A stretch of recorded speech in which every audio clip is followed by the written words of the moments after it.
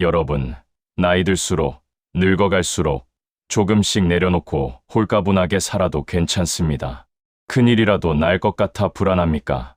아무 일도 일어나지 않습니다. 안녕하세요. 오늘은 여러분과 아주 솔직한 이야기를 나눠보려고 합니다. 바로 나이 들어서 정말 편하게, 홀가분하게 사는 방법입니다. 여러분, 요즘 어떻게 지내고 계신가요? 혹시 이런 생각 해보신 적 있으신가요? 젊었을 때는 이것저것 신경 쓸 게 많았는데, 나이 들면서 오히려 더 복잡해진 것 같다고요. 자식 걱정, 건강 걱정, 경제적인 걱정까지 머리가 아플 지경입니다. 그런데 말입니다. 정말 이렇게 살아야 할까요? 우리 인생의 후반전, 정말 이렇게 무겁게만 살아야 하는 걸까요? 오늘 제가 전해드릴 이야기는 7가지입니다. 그런데 이 7가지가 여러분의 인생을 정말 가볍게 만들어줄 겁니다. 믿기 어려우시죠? 그럼 한번 들어보세요. 분명히 고개를 끄덕이시게 될 겁니다. 6번째는 꼭 챙겨야 할 부분입니다. 기본입니다. 명심해 주시기 바랍니다. 첫 번째 이야기, 힘 빠지게 하는 사람과는 살살 멀어지기입니다. 자, 첫 번째 이야기를 시작하기 전에 여러분께 질문 하나 드리겠습니다. 혹시 만나고 나면 왠지 모르게 기운이 쭉 빠지는 사람 있지 않으신가요? 저는 있었습니다. 아주 많았죠. 만날 때마다 불평불만만 늘어놓는 사람, 자기 자랑만 하는 사람, 뒤에서 남 험담만 하는 사람. 이런 사람들 만나고 나면 왜 그렇게 피곤한지 모르겠더라고요. 제 친구 김 여사 이야기를 좀 해볼까 합니다. 김 여사는 70 초반인데요. 평생을 성실하게 살아온 분입니다. 착하고 성실한 게 몸에 배어서 누가 연락하면 다 만났어요. 동창회도 빠짐없이 나가고, 친척 모임도 다 참석하고, 동네 친구들 만남도 절대 거절하지 않았습니다. 그런데 어느 날 김 여사가 제게 이런 말을 하더라고요. 요즘 너무 피곤하다고, 사람 만나는 게 즐겁지가 않다고, 집에만 있고 싶다고요. 저는 물었습니다. 그럼 왜 자꾸 만나냐고. 김 여사는 이렇게 대답했어요. 안 만나면 섭섭해할까봐, 뒤에서 뭐라고 할까봐, 그냥 의리상 만나야 할 것 같아서라고요. 여러분, 이게 바로 문제입니다.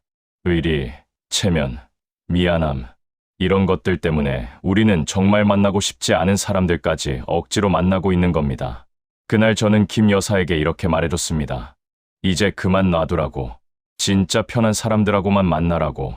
70이 넘었는데 뭐가 그렇게 무섭냐고요. 처음에 김 여사는 주저했습니다. 그러다가 한 달쯤 지나서 제게 전화가 왔어요. 목소리가 완전히 달라져 있더라고요. 밝고 경쾌했습니다. 김 여사가 뭐라고 했는지 아세요? 자기 인생에서 이렇게 편한 적이 없었다고요. 힘 빠지게 하는 사람들 만남을 다 정리했더니 시간도 여유롭고 마음도 가볍다고 했습니다. 그리고 이런 말을 덧붙였어요. 진짜 자기를 아끼는 사람은 어차피 연락하더라고요.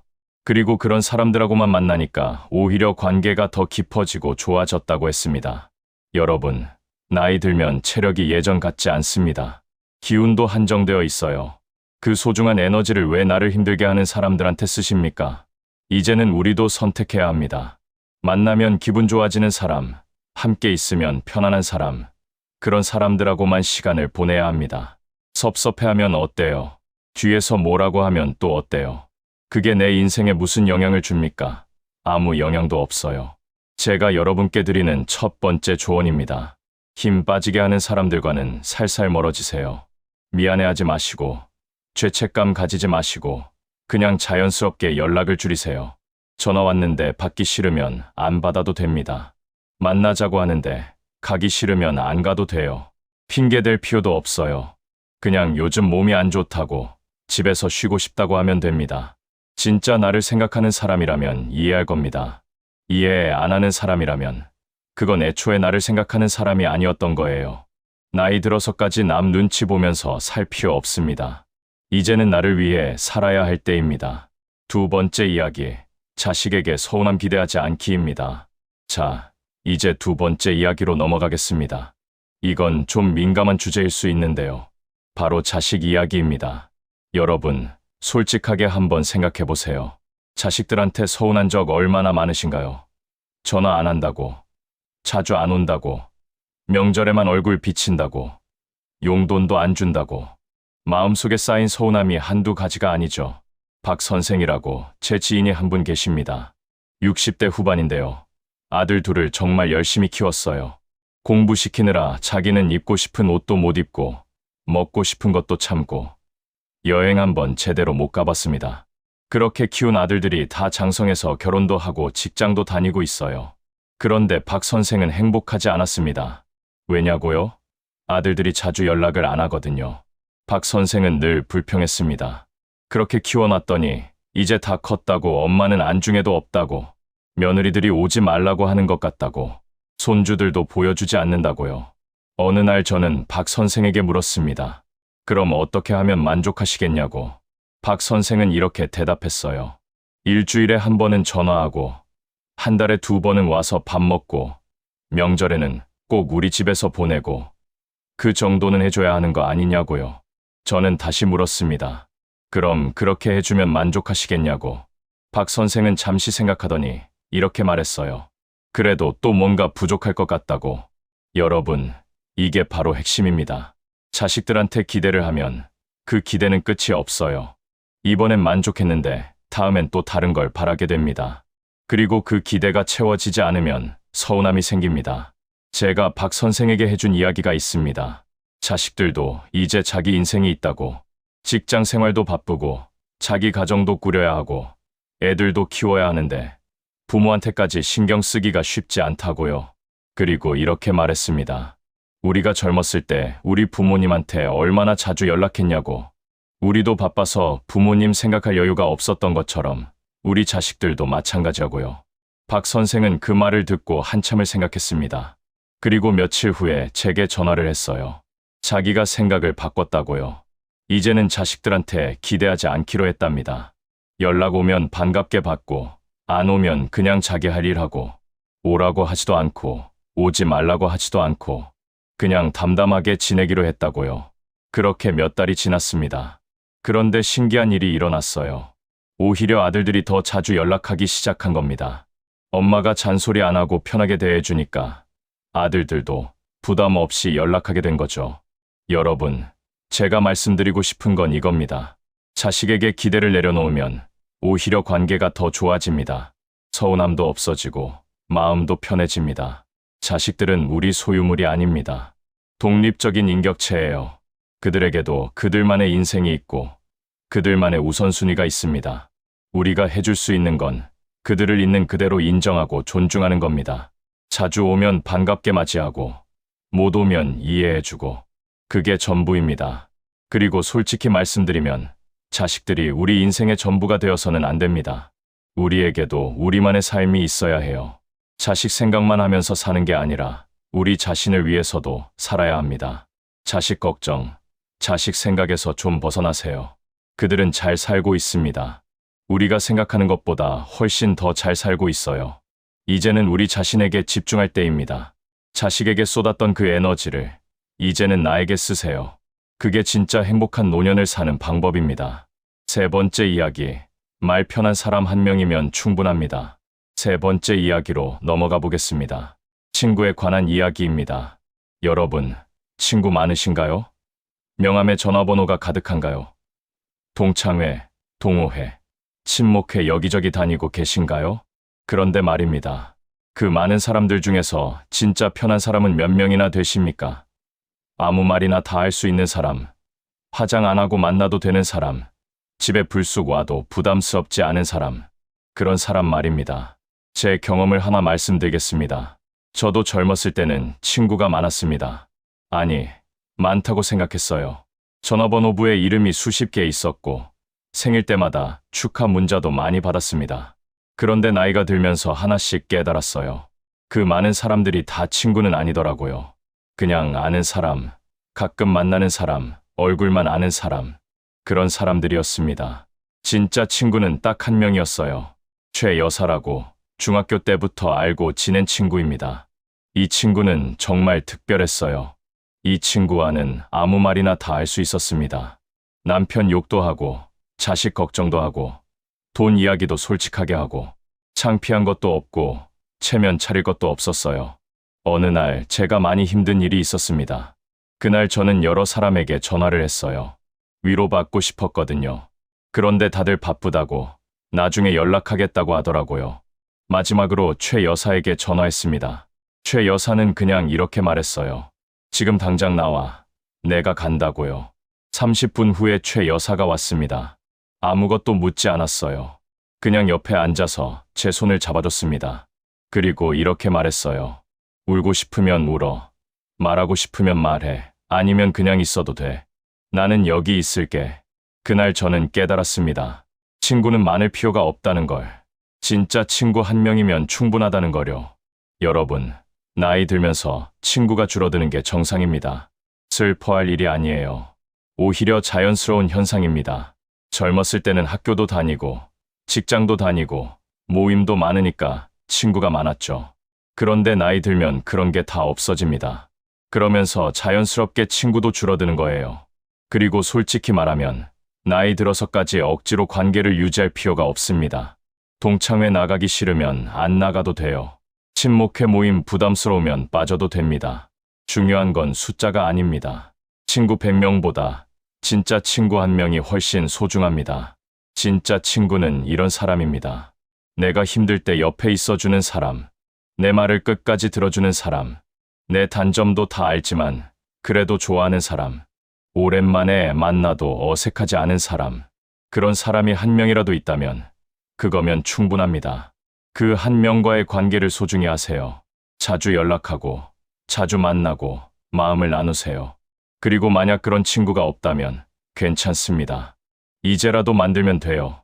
나이 들어서 친구 못 만드는 법 없습니다.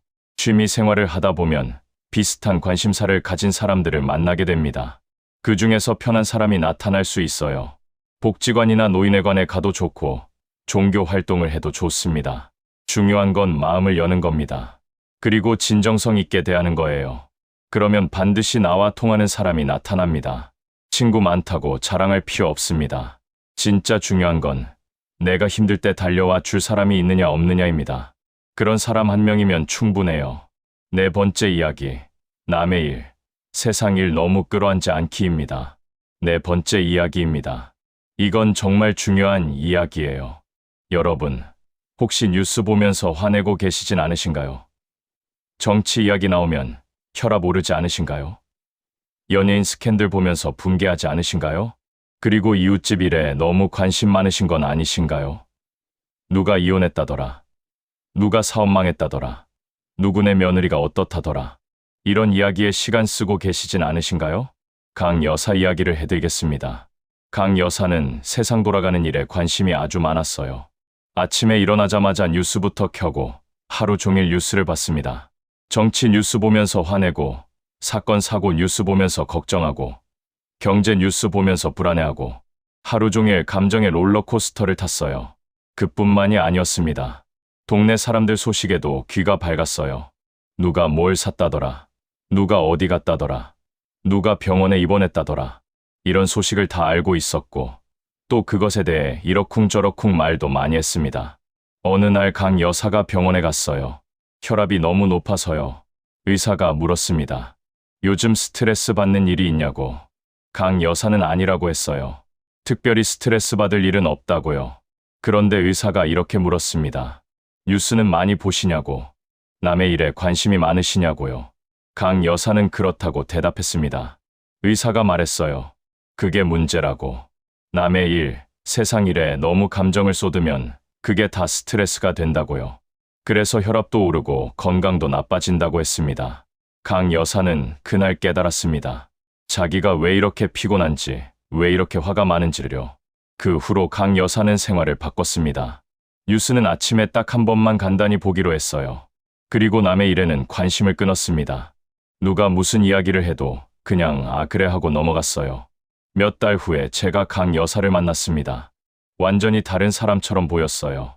얼굴에 화색이 돌고 표정도 밝고 목소리도 경쾌했습니다. 강 여사가 말했어요. 세상이 이렇게 평화로운 줄 몰랐다고. 남의 일, 세상 일에 신경 끄니까 마음이 이렇게 편할 수가 없다고요. 여러분, 우리가 세상의 모든 문제를 해결할 수는 없습니다. 정치 문제, 사회 문제, 이웃의 문제, 이런 것들에 우리가 할 수 있는 일은 거의 없어요. 그런데 우리는 그런 일들에 너무 많은 에너지를 씁니다. 화내고, 걱정하고, 불안해하고. 그게 다 우리 몸과 마음을 갉아먹는 겁니다. 이제는 적당히 무심해질 필요가 있습니다. 물론 완전히 무관심하라는 게 아니에요. 최소한의 상식은 알아야죠. 그런데 거기에 과도하게 감정을 쏟을 필요는 없다는 겁니다. 뉴스를 봐도 담담하게 보세요. 아, 그런 일이 있구나 정도로만 받아들이세요. 거기에 화내고 분노하고 그러지 마세요. 그게 내 인생에 무슨 도움이 됩니까? 이웃의 일도 마찬가지입니다. 누가 잘 되건 못 되건 그건 그 사람 인생이에요. 우리가 걱정할 일도 아니고 우리가 판단할 일도 아닙니다. 그냥 내 일에만 집중하세요. 내 건강, 내 행복, 내 평화, 그것만 챙기면 됩니다. 세상 돌아가는 일에 너무 마음 쓰지 마세요. 적당히 알고, 적당히 관심 갖고, 그 정도면 충분합니다. 내 마음의 평화가 가장 중요합니다. 그 평화를 지키기 위해서는 때로는 무심해질 필요가 있어요. 5번째 이야기, 아끼지 말고 나에게 쓰기입니다. 5번째 이야기로 넘어가겠습니다. 이건 정말 많은 분들이 공감하실 거예요. 여러분, 혹시 이런 말 하고 계시진 않으신가요? 이거 아껴뒀다가 나중에 쓰자. 이거 좀 비싸니까 특별한 날에 입자. 이거 귀한 거니까 아껴두자. 그런데 말입니다. 그 나중이, 그 특별한 날이 언제입니까? 그날이 정말 옵니까? 송 여사 이야기를 해드리겠습니다. 송 여사는 정말 검소한 분이었어요. 평생을 아끼고 절약하면서 사셨습니다. 송 여사 옷장에는 명절 때 자식들이 사준 옷이 가득했어요. 그런데 다 새 것이었습니다. 한 번도 안 입어봤어요. 왜냐고요? 아깝다고요. 좋은 옷은 특별한 날에 입어야 한다고 생각했거든요. 송 여사 찬장에는 귀한 음식들이 있었습니다. 선물 받은 좋은 차, 비싼 과일 통조림, 고급 건어물. 그런데 다 유통기한이 지나 있었어요. 아껴두다가 못 먹게 된 겁니다. 송 여사 통장에는 돈이 꽤 있었습니다. 평생 모은 돈이었죠. 그런데 송 여사는 그 돈을 쓰지 않았어요. 나중을 위해서, 혹시 모를 일을 위해서 아껴두었습니다. 그러다가 송 여사가 아프셨어요. 큰 병이었습니다. 병원에 입원했는데 거기서 몇 달을 보냈습니다. 병원에 누워서 송 여사는 많은 생각을 했대요. 그동안 자기가 뭘 하면서 살았나. 아끼고 또 아끼고, 그런데 정작 자기를 위해서는 아무것도 안 했구나. 새 옷은 옷장에 그대로 있고, 귀한 음식은 다 상하고, 모아둔 돈은 이제 병원비로 나가고, 그렇게 아낀 게 무슨 의미가 있었나 싶더래요. 다행히 송 여사는 건강을 회복했습니다. 그리고 퇴원한 후에 생활을 완전히 바꿨어요. 먼저 옷장에 있던 새 옷을 다 꺼냈습니다. 그리고 입기 시작했어요. 동네 마트 갈 때도 입고, 산책 나갈 때도 입고, 특별한 날을 기다리지 않았습니다. 오늘이 바로 특별한 날이라고 생각했거든요. 귀한 음식도 꺼내서 먹었습니다. 좋은 차는 매일 아침 마시고, 맛있는 것들은 그때그때 먹었어요. 유통기한 지나서 버리는 일은 다시는 없었습니다. 저축한 돈도 쓰기 시작했습니다. 가고 싶었던 여행을 갔어요. 먹고 싶었던 음식을 먹었습니다. 하고 싶었던 취미 생활도 시작했어요. 제가 송 여사를 만났을 때 완전히 다른 사람 같았습니다. 얼굴에 생기가 돌고 눈빛이 반짝였어요. 송 여사가 제게 이렇게 말했습니다. 이제야 진짜로 사는 것 같다고. 그동안은 살았던 게 아니라 그냥 견뎌왔던 것 같다고요. 그리고 이런 말을 덧붙였어요. 나이 들어서 깨달았는데 지금 안 쓰면 평생 못 쓴다고. 내일을 위해 오늘을 희생하면 결국 내일도 똑같이 희생하게 된다고요. 여러분, 우리는 언제까지 아끼고 살 겁니까? 그 나중이라는 게 언제입니까? 솔직히 말씀드리면 나이 들수록 쓸 곳은 줄어듭니다. 체력도 떨어지고 하고 싶은 것도 줄어들어요. 그러니까 지금 써야 합니다. 지금 아니면 기회가 없어요. 좋은 옷 있으면 지금 입으세요. 특별한 날을 기다리지 마세요. 오늘이 바로 특별한 날입니다. 맛있는 거 있으면 지금 드세요. 나중을 위해 아껴두지 마세요. 나중에는 입맛도 없고 소화도 안 될 수 있어요. 가고 싶은 곳 있으면 지금 가세요. 몸이 건강할 때 가야 합니다. 나중에 가려고 하면 몸이 안 따라줄 수 있어요. 하고 싶은 거 있으면 지금 하세요. 배우고 싶은 거, 경험하고 싶은 거 다 지금 하세요. 내일을 기약할 수 없습니다. 물론 무계획하게 펑펑 쓰라는 게 아니에요. 그건 아닙니다. 합리적으로 계획적으로 쓰되 나를 위해 쓰라는 겁니다. 자식 주려고 아끼지 마세요. 자식들은 자기들이 알아서 잘 삽니다. 우리가 남겨줄 가장 좋은 유산은 돈이 아니에요. 행복하게 사는 모습을 보여주는 겁니다. 죽어서 돈 남기지 마세요. 살아서 쓰세요. 그게 진짜 돈을 제대로 쓰는 겁니다. 우리 인생은 한 번뿐입니다. 리허설이 없어요. 지금이 본 공연입니다. 그러니까 아끼지 말고 지금 누리세요. 나에게 투자하세요. 내 행복에 투자하세요. 그게 가장 현명한 소비입니다. 6번째 이야기. 오늘 할 수 있는 건강은 오늘 챙기기입니다. 6번째 이야기입니다. 건강에 관한 이야기예요. 여러분, 혹시 이런 말 하고 계시진 않으신가요? 내일부터 운동해야지. 다음 주부터 식단 조절해야지. 날씨 좋아지면 산책 나가야지. 그런데 말입니다. 그 내일이, 그 다음 주가 정말 옵니까? 오더라도 그때 실천하십니까? 건강은 내일로 미룰 수 있는 게 아닙니다. 오늘 챙기지 않으면 내일은 더 챙기기 어려워집니다. 제 친구 이 선생 이야기를 해드리겠습니다. 이 선생은 60대 중반인데요. 젊었을 때부터 건강에는 자신이 있었어요. 큰 병도 없었고 약도 안 먹고 병원도 잘 안 갔습니다. 그래서 이 선생은 건강을 당연하게 여겼어요. 운동 굳이 안 해도 되지. 식단 조절 나는 괜찮아. 건강검진 바쁜데 다음에 가지 뭐. 이런 식이었습니다. 그러다가 어느 날 갑자기 쓰러졌어요. 뇌졸중이었습니다. 다행히 빨리 발견해서 큰 후유증은 없었지만 한동안 병원 신세를 져야 했습니다. 병원에서 의사가 말했어요. 평소에 관리를 안 하셔서 이렇게 된 거라고. 혈압도 높았고 콜레스테롤도 높았는데 그걸 방치했다고요. 이 선생은 그제야 후회했습니다. 왜 진작 챙기지 않았을까? 왜 내일로 미뤘을까? 그때 운동이라도 했더라면, 그때 검진이라도 받았더라면. 다행히 이 선생은 회복했고 이제는 건강관리에 아주 철저합니다. 매일 아침 산책하고 식단도 조절하고 정기검진도 빠짐없이 받아요. 그리고 제게 이렇게 말했습니다. 건강은 내일을 기약할 수 없다고. 오늘 할 수 있을 때 해야 한다고요. 여러분, 나이 들면 몸이 예전 같지 않습니다. 이건 누구나 아는 사실이죠. 그런데 많은 분들이 이 사실을 인정하지 않으려고 해요. 나는 아직 괜찮아. 나는 남들보다 건강해. 이런 생각으로 건강을 방치합니다. 그러다가 문제가 생기면 그때야 후회하죠. 건강은 예방이 최선입니다. 병이 생기고 나서 치료하는 것보다 병이 생기지 않도록 미리 관리하는 게 훨씬 중요해요. 그렇다면 어떻게 해야 할까요? 거창한 거 필요 없습니다. 아주 간단한 것부터 시작하면 돼요. 첫째, 매일 조금씩 움직이세요. 거창한 운동 필요 없어요.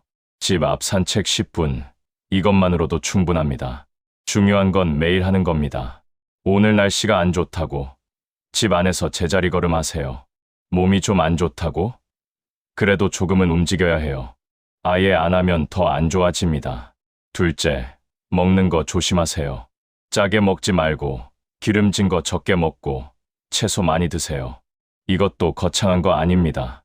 그냥 상식적인 수준이에요. 오늘 한 끼 정도는 괜찮겠지. 이런 생각이 위험합니다. 오늘 한 끼가 모여서 습관이 되거든요. 그러니까 매 끼니 신경 쓰세요. 셋째, 정기 검진 꼭 받으세요. 귀찮아도 받아야 합니다. 문제를 조기에 발견하면 치료도 쉽고 완치율도 높아요. 방치하면 나중에 큰일 납니다. 검진 결과가 두려워서 안 받는 분들 계신데요. 그건 정말 어리석은 생각입니다. 모른다고 문제가 없어지는 게 아니에요. 오히려 더 커집니다. 넷째, 약 처방받았으면 꼭 드세요. 귀찮다고, 괜찮은 것 같다고 임의로 끊지 마세요. 의사가 처방한 건 다 이유가 있습니다.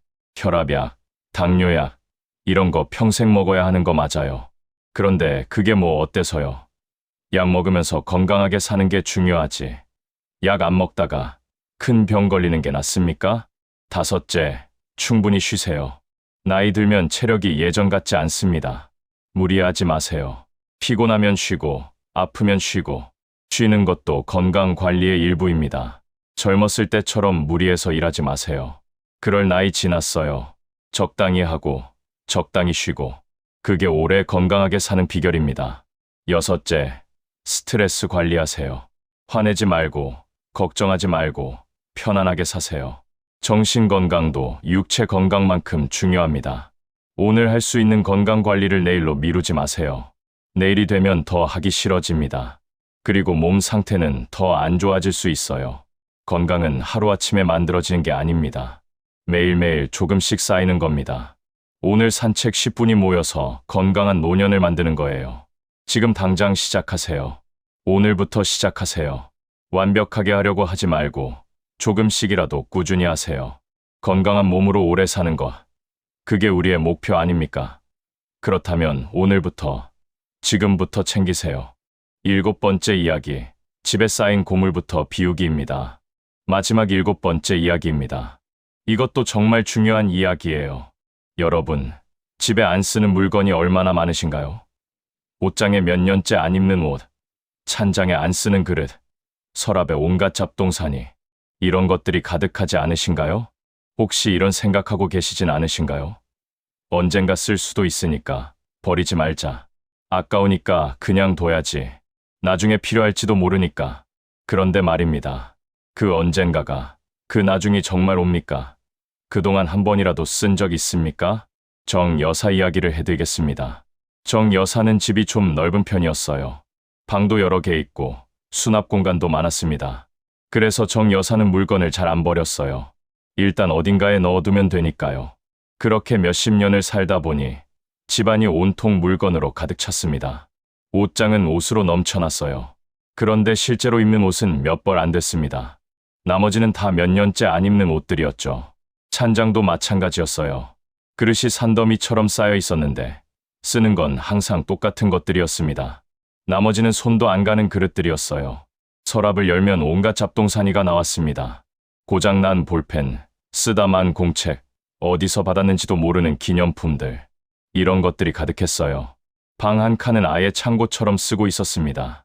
자식들이 어릴 때 쓰던 물건, 남편이 쓰던 물건, 언젠가 필요할 것 같아서 사둔 물건들.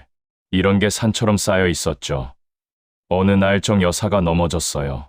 방에서 물건을 찾다가 발에 걸려서 넘어진 겁니다. 다행히 크게 다치진 않았지만 그날 정 여사는 깨달았습니다. 이러다간 큰일 나겠구나. 그래서 정 여사는 결심했어요. 집안 정리를 하기로요. 안 쓰는 물건은 다 버리기로 했습니다. 처음에는 쉽지 않았어요. 버리려고 하면 아까운 마음이 들었거든요. 이거 비싼 건데, 이거 추억이 있는 건데, 이거 나중에 쓸 수도 있는데. 그런데 정 여사는 단호하게 기준을 정했습니다. 1년 동안 안 쓴 건 무조건 버리기. 예외는 없었어요. 그렇게 정리를 시작했습니다. 옷장부터 시작했어요. 1년 동안 안 입은 옷은 다 꺼냈습니다. 그랬더니 옷장의 절반이 비었어요. 찬장도 정리했습니다. 안 쓰는 그릇, 깨진 그릇, 디자인 마음에 안 드는 그릇, 다 치웠습니다. 그랬더니 찬장이 훨씬 깔끔해졌어요. 서랍도 비웠습니다. 온갖 잡동사니를 다 버렸어요. 정말 필요한 것만 남기고요. 그랬더니 서랍을 열 때마다 기분이 좋아졌습니다. 창고처럼 쓰던 방도 정리했습니다. 자식들 물건은 자식들에게 가져가라고 했어요. 남편 물건 중 추억이 있는 것 몇 개만 남기고 다 정리했습니다. 몇 주에 걸쳐서 정리를 끝냈어요. 그랬더니 집이 완전히 달라졌습니다. 넓어 보이고 깨끗해 보이고 공기도 더 맑은 것 같았어요. 제가 정 여사 집에 갔을 때 정말 놀랐습니다. 완전히 다른 집 같았거든요. 그리고 정 여사의 표정도 달라져 있었어요. 정 여사가 말했습니다. 집이 비우니까 마음도 가벼워졌다고. 물건에 얽매이지 않으니까 자유로워진 느낌이라고요. 그리고 이런 말도 했어요. 왜 진작 안 했을까 싶다고. 그동안 쓸데없는 물건들 때문에 공간도 차지하고 청소하기도 힘들고 그게 다 스트레스였다고요. 여러분, 우리는 왜 이렇게 물건을 못 버릴까요? 아까워서, 나중에 쓸까봐, 추억이 있어서? 솔직히 말씀드리면 대부분은 핑계입니다. 정말로 필요하거나 소중한 물건은 몇 개 안 돼요. 나머지는 다 그냥 공간만 차지하는 짐일 뿐입니다. 나이 들수록 집은 단순해야 합니다. 물건이 많으면 관리하기 힘들어요. 청소하기도 어렵고, 찾기도 어렵고, 정리하기도 어렵습니다. 그리고 물건이 많으면 마음도 복잡해집니다. 시각적으로 어지럽잖아요. 그게 무의식적으로 스트레스를 주는 겁니다. 지금 당장 시작하세요. 집안 정리, 오늘부터 하세요. 먼저 옷장부터 시작하세요. 1년 동안 안 입은 옷은 버리세요. 사이즈 안 맞는 옷, 유행 지난 옷, 마음에 안 드는 옷, 다 버리세요. 아깝다고요. 그 옷 입을 일 없습니다. 지금까지 안 입었으면 앞으로도 안 입어요. 과감하게 버리세요. 찬장도 정리하세요. 안 쓰는 그릇, 너무 많은 그릇, 정리하세요. 실제로 쓰는 그릇은 몇 개 안 됩니다. 서랍도 비우세요. 온갖 잡동사니 다 버리세요. 고장난 것, 용도 모르는 것, 왜 있는지 기억도 안 나는 것, 다 버려도 됩니다. 책장도 정리하세요. 다시 안 볼 책, 오래된 잡지, 낡은 책, 정리하세요. 정말 소중한 책 몇 권만 남기세요. 가구도 줄이세요. 필요 없는 가구는 치우세요. 집이 넓어 보이고 청소하기도 편해집니다. 물건을 버릴 때는 미련 갖지 마세요. 버리고 나서 후회하는 경우는 거의 없습니다. 오히려 왜 진작 안 버렸나 싶을 거예요. 정리하면서 나온 쓸만한 물건은 기부하세요. 누군가는 유용하게 쓸 수 있을 겁니다. 그냥 버리는 것보다 기분도 좋아요. 짐이 줄어야 마음도 가벼워집니다. 물건에 얽매이지 마세요. 우리는 물건의 노예가 아닙니다. 정말 필요한 것, 정말 소중한 것만 남기세요. 나머지는 다 짐일 뿐입니다. 집을 비우세요. 그러면 마음도 비워집니다. 그리고 그 빈 공간에 평화가 들어옵니다. 자, 여러분, 오늘 7가지 이야기를 나눠봤습니다. 다시 한번 정리해 볼까요? 첫째, 힘 빠지게 하는 사람과는 살살 멀어지기. 나를 편하게 해주는 사람들하고만 지내세요. 둘째, 자식에게 서운함 기대하지 않기. 기대를 내려놓으면 마음이 편해집니다. 셋째, 말 편한 사람 한 명이면 충분. 진짜 친구 한 명이 가짜 친구 100명보다 낫습니다. 넷째, 남의 일, 세상 일 너무 끌어안지 않기. 적당히 무심해야 오래 편안합니다. 다섯째, 아끼지 말고 나에게 쓰기. 지금 안 쓰면 평생 못 씁니다. 여섯째, 오늘 할 수 있는 건강은 오늘 챙기기. 내일로 미루면 몸이 더 무거워집니다. 일곱째, 집에 쌓인 고물부터 비우기. 짐이 줄어야 마음도 가벼워집니다. 이 7가지만 실천해도 여러분의 인생이 정말 가벼워질 겁니다. 홀가분해질 거예요. 나이 든다는 건 짐을 더 지는 게 아닙니다. 오히려 짐을 내려놓는 겁니다. 필요 없는 것들을 버리고 정말 중요한 것들만 남기는 거예요. 우리에게 남은 시간, 가볍게 행복하게 살아야 하지 않겠습니까? 무겁게 힘들게 살 필요 없어요. 오늘부터 시작하세요. 하나씩 실천해보세요. 처음엔 어색할 수 있어요. 그런데 익숙해지면 이게 얼마나 편한지 아실 겁니다. 여러분 모두 홀가분하고 행복한 노년 보내시길 바랍니다. 오늘 영상이 도움이 되셨다면 좋아요와 구독 부탁드립니다. 감사합니다.